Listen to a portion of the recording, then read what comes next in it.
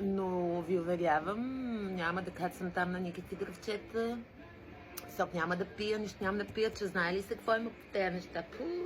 От едно време трябва да вземеш някой първо да пробва, ако не припадне, тогава ядеш и пиеш. Не знам дали знае така. Дори вода не бива. Не бива да докосват, дори че новичоци, старичоци, какво ли не има. Моя от едното е така, дето дихнеш въздуха наоколо и след една седмица и те нема. Чао си. Forever. Дори в Англия да си пак може да се случи.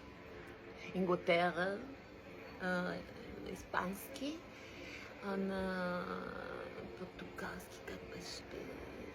Португалския не е португалски, той е бразилски. Защото Бразилия е много по-голяма, откъде на къде. Но, защото те оттам са дошли от Португалия, затова.